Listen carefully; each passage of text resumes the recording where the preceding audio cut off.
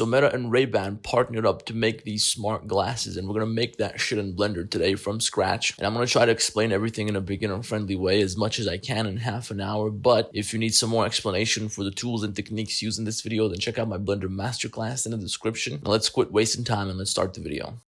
Okay, let's gather some reference images. So the first thing we do is we go to Google, we type in Meta glasses, and the first thing that pops up is the official website where they're selling these things. So when you click on that, you got a bunch of different versions over here. I'm gonna go with this one right here because it's black. And these are some pretty damn nice reference images, but the most important thing we need is a front view image because that's gonna be like a blueprint that we can model over in Blender. So we're gonna right click, open that image in a new tab just so we get the high resolution version. We're gonna right click, we're gonna save this to our computer. And anytime you're making a new project, I recommend you make a new folder on your computer where you're going to save all the images related to this particular project. So for example, I'm going to make a new folder called Meta Glasses, and here I'm going to save my reference image right now. And now we also need a few more pictures which we can look at on the side so they can help us see all the details as we go. So check this out. You got to go to Google, you got to type in PureRef, you're going to download this little program down there at the bottom. It's completely free. I'm not going to walk you through this because you guys can figure this out yourself. But once you open up that program, you're going to have this little black window here, and this is where you can paste your images now. So we go back to the Meta website, and by the way, you're going to go over here and you're going to click on this thing to always keep this thing on top, and just take this image here, copy it and paste it into your little canvas. This is a shitty low resolution preview, so once again we got to open it in a new tab first. So right click, copy image, paste it into PureRef, and just take a couple more pictures from different angles. So you want to have as many pictures as possible. You don't need too many, but just as long as you can see all the little things which you have to see here, you're good. So I went to Google Images and I typed in Meta Glasses, and I took a bunch of pictures which show the glasses. And this is important because as you can see, it gives me close-up shots of the tiny little details like this little logo over here. There's like a little screen or something on the inside. And also one of the more important things here is that this gives me a reference, or it gives me some ideas for how I can set up my environment. If you try to do this shit yourself, if you try to come up with something, most of the time it's not going to look good. But if you try to recreate something which you can see looks good, like this shot right here, it's going to be much easier to get a good result. Now of course this depends on your skill level. If you're skilled, you don't have to do this, but you can still get some ideas this way. But if you're a beginner, definitely try to recreate a scene which you see somewhere else if you're doing product visualization. So anyway, we got a bunch of pictures over here. Just gather as many as you need. We're not going to need more than this. I also got this thing because I think I might model that later or maybe in another video. So let me know in the comments if you guys want to see me model whatever the fuck this is. And now once we got our reference images ready, now we can go into Blender. So here's what we have to do first. We're going to put this window over the top right corner. Ideally, you want to put that on your second monitor, but if you don't have a second monitor, just chuck it in this corner here. And then you go to front view with numpad 1. You go Shift A, image reference down here at the bottom, and now you find the reference which you saved earlier. So this is going to be the front view image. We have it right here. I don't know what's going on here. I guess it's because of the format of the file. I converted it to PNG, so it looks a little bit shitty around the edges, but it doesn't matter. We can still see the shape of the glasses, so we're just going to put that right here. And then of course you also want to throw this into the background so it doesn't get in the way of your modeling here. And now there you go. When you go to front view, you can now use this as a reference. You can look at this, so now your references are ready. So now we can start modeling. So let's do that. Okay, so step number 1, we're going to delete the default cube and we're going to place our 3D cursor in the middle of this little circle. And I guess this is the camera that guys use for filming women on the street. So we go Shift A, add a circle. We're going to align that circle with our view. And now this is very important. We need to make sure that this circle has very few vertices in it. So we don't want to have something like 32 vertices because that's going to make it very difficult to extrude everything else from these edges here. So if we have a whole bunch of geometry here, it's going to be very difficult to align that properly with the lines in our reference image. It's going to take 7 million years and it's not going to work properly. So what you do instead is you add a circle which has very few vertices. So for example, 8 vertices. And now you have much less geometry that you have to work with. And if you just add a subdivision surface modifier, it's still going to look very nice and smooth, but you're working with less edges. So it's going to be a little bit easier. It's not going to be a little bit easier. It's going to be possible as opposed to fucking impossible. Now, another thing I want to bring to your attention when you're adding this circle is that if you add a circle with 8 edges and then you subdivide that circle, it's not going to give you a perfect circle. And you can verify this. So if we add a circle here which has, let's say, 500 vertices, you're going to see that that 500 vertex circle, which is a perfect circle, doesn't align properly with the subdivided 8-edge circle. Now this is pretty damn close, so it doesn't really matter that much, so we can just roll with an 8-edge circle. But if you want to be precise, then you probably want to try using something like 16 vertices. Maybe 12 vertices is going to work a little bit better because it's a little bit less than 16, so it's a little bit easier. But this is the kind of shit you got to play around with a little bit. So you want to try one, then you try the other and see which one works better. It might be the case that I start modeling from a 12 edge circle, and then halfway through the modeling process I'm going to realize that I don't have the right amount of geometry, so I'm going to start over with 16 vertices or something like that. So just keep in mind and be prepared for some trial and error. That's how it goes. So let's do 12 vertices for now, and let's see. We're going to start over here on this side because that's going to be easy. So take these two edges, extrude them out, and you're going to align these vertices with the outline of your reference image. And this is where it starts to look like it'll be a little bit better if we had 16 vertices here, because now we have to extrude this vertex and align it with the corner here. But that kind of gives us this pretty large and stretched out face, so that might give us some shading artifacts down the line. But let's see what happens. So now we extrude this vertex up here to the top, then we bring this one down here, we fill it with this. And now here's a really important thing that you want to pay attention to. We have these corners over here which are clearly a little bit sharper than this curve, and you need to organize your geometry in a specific way on these corners so you can tighten them. Since we're using a subdivision surface modifier, we have this big curve here, and we can't just use supporting edge loops like this because that's going to fuck up the inside of our circle. Instead, we have to do something more like this. We tear this vertex with V and bring it over here. We bring this one down, then we extrude another vertex and we bring it up here, and we fill this face here. And now that we have a quad on the corner, that's going to make it possible later on to take this edge and bevel it. So if we would take all these edges from over here and we bevel them with Control B, we scroll up once, so we have two segments, we set the shape value to 1. You can see that now we have this little quad here, and that tightens up the corner and the geometry remains perfect. So that's what we're trying to accomplish here. But I am going to go back and recreate this with a circle which has 16 vertices because I think it's going to work a lot better. It's going to improve the topological integrity of the fucking object. So just quickly, I'm going to extrude this circle out once so I have a bit of a boundary, and so that these edges are not too far away. Then we're going to extrude these 4 edges up to the top because they're on the upper quarter of the circle. These 4 are going to go out here to the side, and then we just quickly align these with the reference image. Same thing over here at the top. You want to be careful when you do this because you want to make sure that the flow here is nice and consistent. But I am also going to show you a couple of tools later on that are going to make this flow a lot better, so don't worry. And finally, we extrude this, we bring it over here to the corner, we fill that, and there we go. Now that's nice and clean. You're going to do the same thing down here at the bottom. So you take 4 vertices from the lower quarter, you extrude them down. We're going to align this edge with this one over here, and then we extrude a vertex, we fill it over here, and there you go. Now that's starting to look pretty nice. So we can lift these up. We can have these come around the corner over here and do something for this part. So I think we can bring this vertex to the corner, and then we start using these edges to create this part of the model. But you want to be careful because you don't want to stretch this out too much. So maybe we want to keep it like this, and then we're going to extrude some more edges over the top from this one. Fill this down here at the bottom. We're going to lift this one up a little bit so it's not too stretched out. Extrude this to the side, fill in a quad here, keep extruding, fill in these two, loop gut right here, fill this and fill this. And I know that I'm moving kind of quickly here, but guys, if I slow this down, it's going to take me 7 years to make this video. So if I am too fast, just replay that part of the video, watch it at a lower rate, slow down the video if you have to or something like that. And now we just keep going. So we take these edges, we continue to extrude them over here around this rim. So I don't think there's really much more I can show you here. I'm just going to go step by step. And once we get to the end, we're going to start cleaning this up a little bit. So here's a little way we can make this quicker. We take these edges over here from the side. We do control click, control click, control click. And then we try to get over here to the other side. So let's bring it to around here somewhere. And then we're going to add some loop guts, which are going to turn these long rectangles into little squares. And that's going to help us maintain what's called geometric consistency. And this is something really important when you're modeling objects like this. So just loop gut everything till you have little squares. And then we can use our loop tools to organize this a little bit better. Now, if you're not familiar with loop tools, you have to go up here to edit preferences, and you have to go to get extensions. You have to type in loop tools. You're going to find this thing. There's going to be an install button. And then after that's done, you're going to go to add-ons. You're going to type in loop tools one more time. You're going to check this box, and that's going to give you a new set of tools which you can use for keeping your shit clean. So for me, if I'm in edit mode, I press W. That gives me this loop tools menu right here. If W doesn't do it for you, and it might not because they fuck with the shortcuts every time they update Blender, then you just press N to open up this menu on the side here in edit mode. And there's going to be an edit box where you're going to find your loop tools, so you can just use them all over here. So what you do is you select this edge loop over here at the top, for example, and then you use your loop tools space tool, and that's going to make all these edges here equally long. So you want to do the same thing for this one down here and the other two edge segments that we have here. Also, this one here is going to be really important, and they still look kind of shitty. So now we're going to use our relax tool. So you select this edge segment, and then you click on relax a couple of times, or maybe we're going to set the interpolation down here to linear after we click on that, and we set the iterations to something like 5. And that's going to basically repeat this 5 times, so we don't have to click it 5 times. You can also do 25 if you want to, but as you can see now, this curve here is a lot cleaner. Now the distribution here doesn't work too well. You can see that these were shifted to the side, so we're going to shift them over here so we don't have this twisting, and I'm sliding them here with double G, and this edge at the end is supposed to be a little bit longer. So we're going to leave this one out of the equation. We're going to take this edge segment without this edge, and then we're going to use our space tool, and as you can see now, everything is distributed a little bit better. So we can do that one more time on the lower part here. We're also going to relax that, shift this one to the side, take the same edge loop again and exclude the first edge. Loop tool space, loop tools relax. One more time down on this segment here. And then we have the final segment at the bottom. So space, relax, whatever. And there you go. Look how clean that looks now. And this is basically how we're going to model this entire object. I'm going to make this quick because we don't got all day. But if you want to learn to create a professional, full fucking industry standard advertisement type of animation in Blender from scratch, like what you can see right now, I made a full course, modeling, texturing, animating, lighting, music, everything. You can check it out. There's a link in the description. Now let's get back to the fucking video.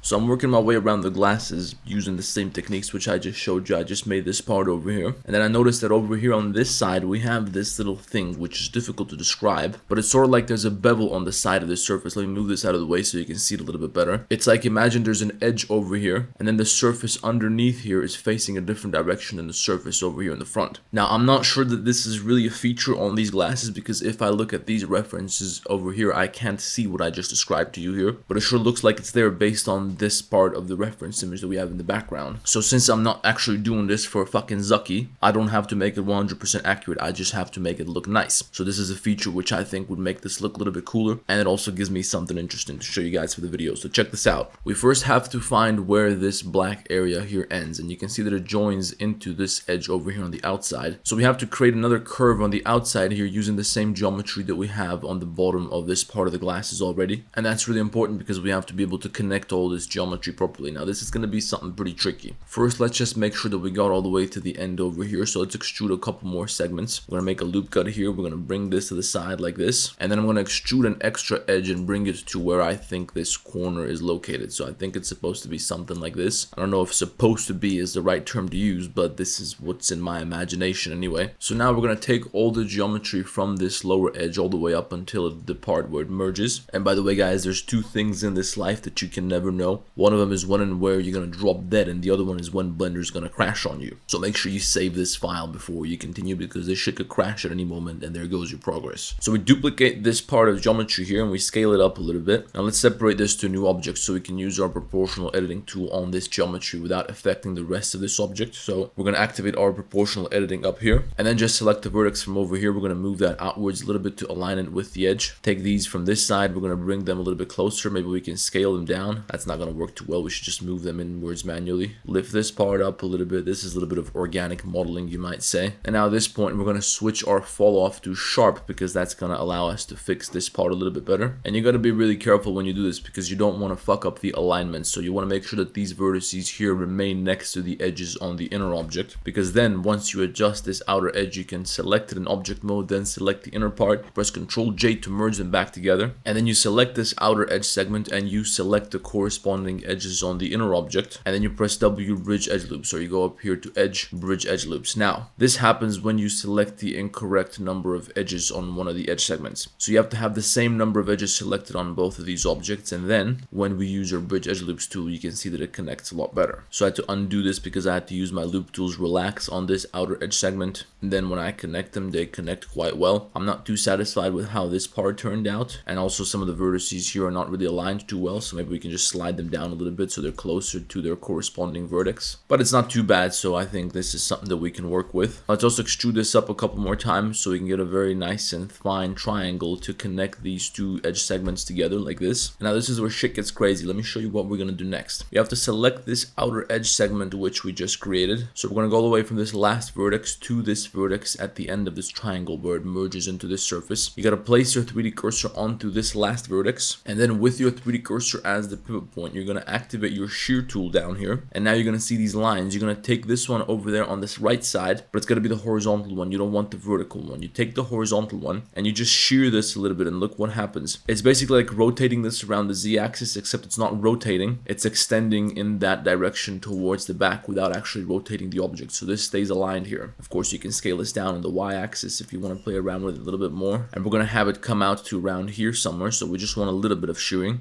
And then of course we have to connect this back into this part, so here's how we're going to do that. Let's fill in this area here with a quad. We place the cursor onto the surface, and then we take this vertex, we scale it down a little on the y-axis. We take the next one, we scale it a little bit less, and then we just move these vertices around a little bit until we have a nice curve here. I wouldn't recommend you take this area and relax it, because if you do that, it's also going to change its position on the x-axis, as you can see here. And it turns out we have to push this a little bit further out as well. But we just want to make this little curve here to make the transition right. If you do use your relax tool, just make sure to adjust the position of these vertices from front view again. And now that this is done, we're able to just extrude this backwards to give it some thickness, and this part here is going to function properly. But of course, we're not going to do that. We first have to complete this part of the glasses over here. So let me just do that really quickly. It's pretty much going to be the same method that we used so far, except at some point we no longer want to use the vertices from here, because then the faces get too stretched out. So instead we just make another extrusion, and then we use the edge from down here to make this part. And then as we go, eventually we're going to be able to connect this into these edges down here at the bottom. So just work your way around here. We're also going to use some loop tools to make this a little bit cleaner. We take this part, we might use our loop tools G stretch tool. I'm not going to use spread evenly, I'm going to use the spread method. And then just give me a couple more loop cuts around here so we can select these two edge segments, W loop tools space. And now you want to be careful with this part over here, because you're going to see that there's this clear line. So there's supposed to be like a bump on this part of the glass. Is this the part that goes on top of your nose? So you want to make sure that your geometry allows for this, which means you want to have an edge running along this, not an edge but an edge segment. And that's important for us because we have to keep that in mind as we extrude this. So as you can see over here, we have 3 more edges which we have to close into this point, and the question is, how are we going to do that? So maybe instead of having this corner over here which we created before, we can get rid of all this geometry and we can just redirect this edge segment so that it doesn't continue to here, but instead it's going to turn downwards. So we're going to extrude this, rotate, extrude, rotate, do this a couple of times until we make this corner over here. Now as you can see, these edges here are going to be aligned with this part a little bit better. So just keep extruding a little bit until we get to the bottom here. This looks pretty shitty, so we're going to have to move the positions of these vertices so they align with the reference image a little bit better. Down here we select 3 edges on each side, W bridge edge loops. That only works in edge select mode. And then again we do some loop cuts here. We select these edge segments. If you want to apply loop tools to all 3 of these edge segments here at the same time, you select one section like this. You go up here to select, you click on select loops and click on edge rings. That's going to select all the parallel edges, and then you do W loop tools space, W loop tools relax. We don't want 25 iterations, we want something like 5 max. And of course we have one more segment that we have to extrude out to here. So we take this, we fill it down here. Maybe we want to straighten this out because I don't think it's supposed to be curved, it's supposed to be a straight line. So these vertices have to be pushed inwards a little bit more. And then let's say that this bump is supposed to start here. We're going to take this vertex and select this one up here, W loop tools G stretch, and that gives us a straight line. Now of course that also messed up this part a little bit. So we can select this surface here, and then in edge select mode we deselect these vertical edge segments, W loop tools space, W loop tools relax. Let's see what happens. It doesn't work too well at the top, so we're going to deselect this part and do it again. And now that looks a little bit cleaner. So maybe a couple more minor modifications, and overall we did a pretty good job here. So now we can continue to the next part over here. And for now we're not going to create the bump, we're going to do that later. So let's just extrude this segment here, place the cursor here so you can use your 3D cursor as a pivot point to scale this down. Do the same thing a couple more times until we get to the middle. And once you get to the middle, you want to scale it to 0 on the x-axis so it's straight, and then maybe a couple more loop cuts so we have little squares. And then once again we do the select loops, select edge rings thing, W loop tool space, and all in all that turned out pretty nice. So once we have one side, we can just duplicate it over to the other side, but we're not going to do that just yet. Next we're going to start making this bump here.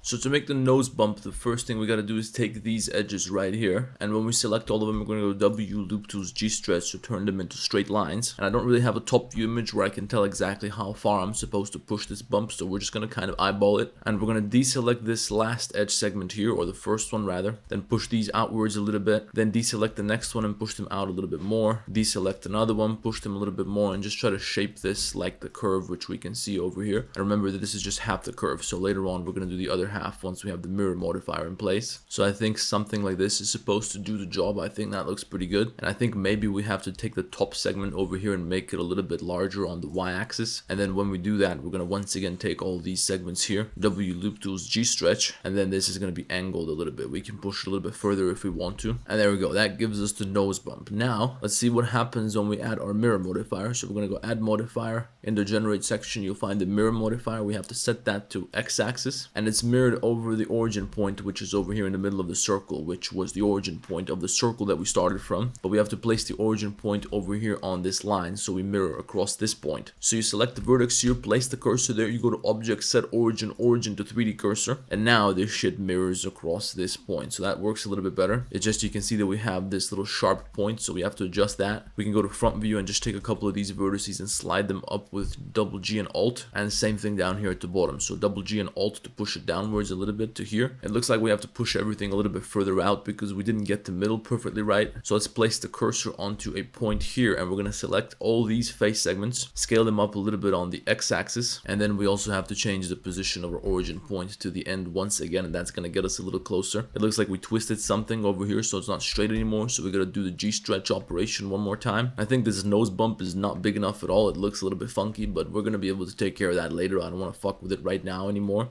Now guys, this next part is going to be a little bit complicated, and to tell you the truth, I had to cut the camera and I had to spend about an hour fucking around with this next piece, and only then I could figure out how to do this properly so I can show this to you. And this is the type of shit you don't see in tutorials, so when you see somebody like me, for example, doing some 3D modeling, it looks like God himself is doing modeling because there is no mistakes. But I'm telling you right now, a lot of times I spend more time trying to figure out how to do something than I do actually filming the process. So just because it looks easy on the video doesn't mean it is easy. Sometimes it's pretty fucking hard even for me. So I had to do this next piece over here on the side, and then I took some screenshots of how I did it. I'm going to use my own experiments as a reference for this next piece. I'm going to be looking at that over here. I'm going to show you how I did this. So this is what we're going to do. I'm going to take this edge segment from the side. I'm going to focus on it. And then over here, you can see that I extruded backwards a little bit like this. And I have to make it so that this outer edge around the glasses would bend and it will connect with this edge segment down here. So to do that, we pretty much just have to extrude the glasses first. So let's take all the geometry from the frame and we're just going to extrude that backwards a little bit on the y-axis like this. We don't have to push it far, just a little bit. And then I just have to slide this a little bit. That's going to open up some space for me so I can extrude another vertex from the back here. And if I align that vertex with a new loop cut that I created up here, I can now fill this face here. Maybe move these vertices around a little bit just to fix the curve here. Then extrude this all the way to the back so we connect it with the other vertex in the back here. And then I get this little edge here. Now, the surface over here has to be straight. It has to be flat. It has to go inwards like this. And this is where shit gets pretty complicated. So let me show you what we're going to do next. We extrude this vertex backwards, and then we're going to have a surface over here. And we're going to have enough loop cuts that we can connect these edges to some of these edges down here. But the problem is that we also have to make sure we can connect these edges here with the edges at the top. So we have to sort of have 300 IQ to think about this shit properly. If you have enough IQ points, you can think several moves ahead. You can try to imagine what's going to happen if you extrude this many vertices, if you take this vertex that way. It's kind of like playing chess as a grandmaster. You have to be a little bit retarded to be good at this shit. Now, I might be good, but I'm not that good, so sometimes I have to try and fuck it up a few times before I figure out how to connect it properly because I can't think that far ahead. So that's why I'm going to use my references over here from where I succeeded. So now here's what we're going to do. I'm going to take this vertex from this corner and I'm going to snap it to this next vertex, and we're going to turn this into a little curve here. Now we might want to pull this backwards a little bit more just so we can make this curve a little bit more noticeable. But this curve right here is what I saw in my reference images when I was looking at pictures of this thing on the internet. I don't think I have a good picture showing this right now on my PureRef. Over here I have a picture that shows the different models. So I was trying to model this one first, which is another way I fucked this up.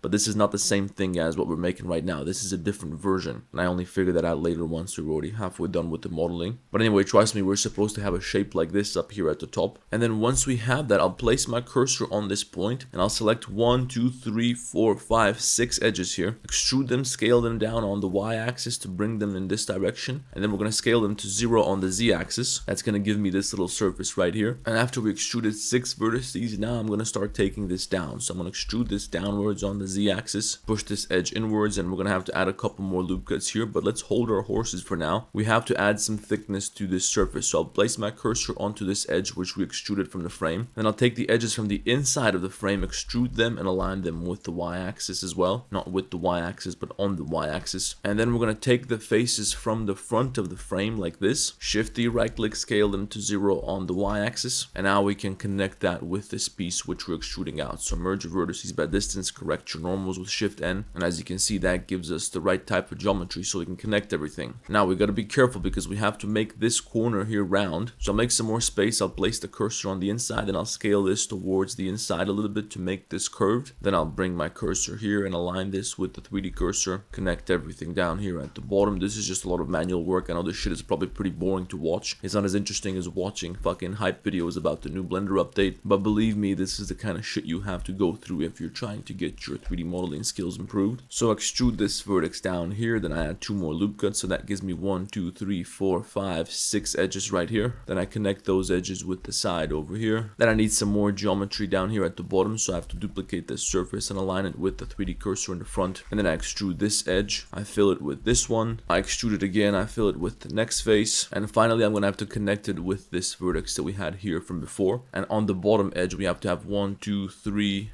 4, 5, 6 edges, and once we got 6 edges, now we can start to connect everything with the other edge loop. Now I can't really explain this in a way that's gonna make it easy to understand if you're a beginner, and the reason for that is that I don't really understand this shit myself either, so this is just kind of me trying to fuck around with the geometry until something kind of works. It's kind of like programming sometimes. So I'll try extruding this face and bring it to the front so I can fill in this, then I'll see if I can connect this over here and see what happens. That doesn't work. Instead I'll try to bring it over here to the front, so I'll collect these 2 faces, give me a loop cut here and also down here. I'll align that loop cut with this edge segment on the side and try to connect those. I want to straighten this out, so I'll just use my G stretch tool on these edges at the bottom. And now I have this sort of healthy twist down here that turns this curved edge into a straight edge, which we're supposed to have over here in the front. We gotta align these vertices so we can extrude them and connect them together. So I'll place my cursor in the front, take these edges from over here, extrude them and bring them over to the front. And then of course I need another loop cut here so I can connect this stuff at the top. We probably want to align this geometry at the bottom a little bit better so we can connect that as well.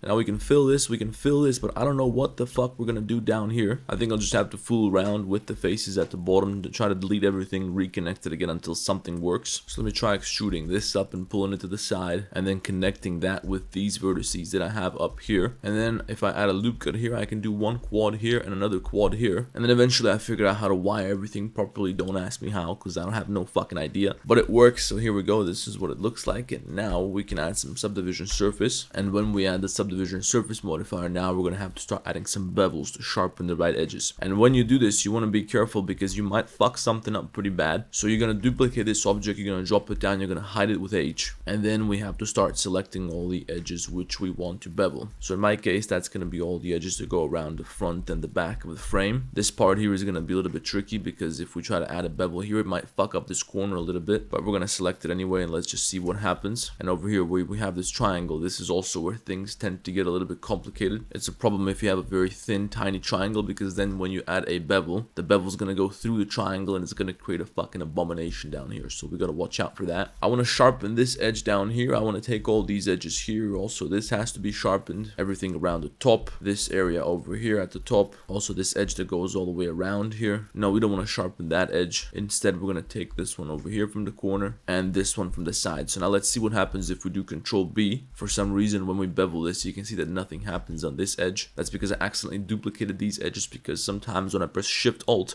I accidentally switch to my creation keyboard, and then when I press Z, instead it takes in Y, and when you press Y, it just duplicates your edges and it separates them, like what you can see right here. So we have to undo a couple of steps and I have to select all this shit one more time. And now let's see, when I bevel this, does it work properly? So we bevel this with 2 segments, profile shape 1. It looks pretty good down here at the bottom. Let's check the top. Let's see if we got any glitches. We probably also want to bevel this edge segment and maybe also the same in the front. And now check this out. I'm selecting everything for beveling, but then I realized that one of these edges here is fucked up. So I have to deselect everything to work on this, and then I would have to select everything again. So I don't want to have to select everything again manually. So I'm going to press Control E, mark seam, and then I can work on this problematic area over here. And now when I want to take all my edges for beveling again, I can just select one of the seams, Shift G, select similar seam. That's going to select all the edges with seams, and then I just continue selecting a few more things if I have to, like this part over here, and we should be good to go. Now another thing we can do here is use a non-destructive workflow. So instead of beveling this in a destructive way like this with Control B, we can press N to open up this menu over here. We go to Item, and you set the mean bevel weight to 1 for all the selected edges, so the edges which you want to bevel. And then we go to Add Modifier, Generate, we add a bevel modifier. We set the limit method here to weight instead of angle, and then it's going to take all the edges which are marked as bevels, and it's going to create a little bevel on them, but you can just remove that by removing the bevel bevel modifier. Of course, we have to set the number of segments to 2. We have to set the profile shape to 1. We also have to place the bevel modifier above the subdivision surface modifier, because otherwise it's not going to work right. And in the amount, I'll do something like 0.0234 or something like that.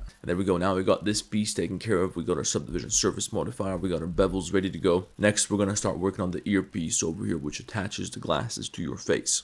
Okay, so making the ear thing is going to be pretty easy, but I don't have a reference image which is going to show me exactly how wide and how long this is supposed to be, so we're just going to kind of eyeball it. We're going to take a couple of faces over here from the side like this, duplicate those faces, separate them by selection, and then we're going to use this to extrude out this shape. So we extrude this backwards a little bit, and as soon as we start extruding it backwards, it's supposed to start changing its shape, so it's supposed to get a little bit thicker, and I think we have to bring it up to around, let's say over here. Let's see what that looks like. Maybe that's a little bit too far, so let's pull it back a little bit, and once we reach a certain point, we have to make it so that it wraps around your fucking ear. And this is gonna be pretty tough with no reference image, but let's say it's gonna be something like this. We're gonna extrude it out once, and we're gonna scale this part down quite a bit. After we do that, we extrude it again, and then at some point we have to make it curve downwards. So we're gonna take one of these vertices, snap the 3D cursor to that vertex, then select everything up here, Alt E spin, set the angle to 90 degrees, or maybe a little bit more than that, or maybe a little bit less even. I think we have to lower the point for the spin tool, and then we're going to do it one more time. So let's try something like 65 degrees, and I already know I'm probably going to have to spend like an hour messing around with this shape to make sure that I get the curvature right. I don't know what exactly it's supposed to look like right now, but let's just figure out a way to close this end here. So the ending has to be sort of round, as you can see in the reference image over here, and to accomplish that, we're going to select this surface here first. With Shift 7, we're going to align our view with that surface, and then hopefully if we just place the 3D cursor between the first and the last vertex on this surface, we can take one of the vertices, Alt E spin, we set the angle here to 180, and we set the number of steps to 8. So that should allow us to fill this in with clean quads. So we fill this, we fill the next one, we fill them all one by one, and eventually we have a little semicircle that looks like it's been sort of grid filled. And this is going to be a little bit trickier on the other side, because the other side is not completely straight. You can see that it's kind of curved here. So we're going to take this edge and the lower edge, we're going to fill them with F, and now we have a face on the inside. We can align our view with that face, and then we're going to do the same thing. So if we select this last edge over here, we place the 3D cursor to it. Now we take this vertex, Alt E spin 180 degrees. Let's see what happens. Hopefully we can just delete this face and fill everything up. I think it should be okay, but I'm not just going to fill this with quads, because those quads are going to be a little bit twisted. So instead I'm going to duplicate these faces over here and separate them by selection. Then I'll take the edges from the inside, I'll slide them outwards with double G and Alt like this. Everything except this selected edge loop I'm going to delete, and I'll merge this back into the other object. And now we fill those edges together with the edges which we had here before. By the way, you want to do this with no subdivision surface modifier active, and you also probably want to go to object shade flat. That way you're going to see the edges between your faces. You're going to be able to make sure that everything is aligned properly. Then we fill in these edges with the ones over here at the end. You fill in the sides here with F, and here we're going to have some triangles, but we're going to add an extra loop cut here so we can just slide these vertices inwards, and then they're no longer going to be triangles, they're going to be quads. Maybe we slide this back and forth a little bit just to make the curve here a little bit nicer, and as you can see, that connects quite well. Now we just got to figure out how we're going to connect this part to this part here. Maybe we can do this with a grid fill tool. So select this edge segment here, go up here to face, grid fill, and it works pretty well automatically. We don't even have to adjust any settings, but if you have to adjust the settings for the face grid fill tool, for example, if you got some weird shit like this, you have to set the span here to whatever is the number of edges you have out here on the side, which is 3 in my case, and then you just play around with the offset until it aligns properly. So there you go, that looks pretty good. Now of course, like I said, I'm gonna have to spend a lot of time messing around with the size of these segments over here. I'm probably gonna have to change the curvature a little bit. Maybe I'm even gonna have to do the whole thing again. Maybe later on I'll find a reference image. I don't really feel like looking for one right now. I already tried looking for one, I couldn't find a side view reference image. Maybe I'll just go down to the fucking shop and see if I can find one of these in some shop somewhere and take a couple of pictures. And I also want to make this part a little bit thinner than this part up here, so here's how I'm gonna do that. I'll place my cursor onto this vertex at the beginning. I'll select all the faces on this side of the model. Then I'll use my shear tool down here to shift them inwards a little bit like this, so the back part becomes thinner. And once we do that, we have to fix this clipping that we have going on here. So I'll select these 3 edges, then go to select loops, select edge rings, and I'll just go W loop tool space. Let's see what happens. That doesn't work. W loop tools G stretch seems to work a little bit better, so that gets the job done. Or maybe we just gotta take these edge loops here and dissolve them, or maybe I just make everything thick as fuck, and then I go to top view, and in top view I use my knife tools starting from this corner and ending up here. So I make a cut that looks like this. I click there, I hit enter. I delete everything beyond that knife cut here, and then I just fill in this gap using the geometry that I have left over at the beginning. And there we go. I know this thing looks a little bit weird for now, but I don't feel like dealing with that shit now, so I'll just fix it up later. I'll get some reference images from somewhere else or something. I'll figure something out. Now let's move on to the little details like the camera, like the Ray-Ban logo over here, like these little hinges. And then once we get that out of the way, then the model is going to start to look a little bit more pretty. Now here's a little time lapse where I'm modeling that little Ray-Ban logo, which you'll find on the side of the glasses. It's a tiny little detail, but this type of shit makes a huge difference on your model, so you want to make sure that you get this right. Don't skip this stuff. Now I'm fucking stupid, so I tried to model this with quads only. I don't know why. I could have just used n-gons and bevel the sides and that would have been it. So it took me like 40 minutes to model this shit, but there we go. It turned out pretty good, and I just slapped that onto the side of the glasses.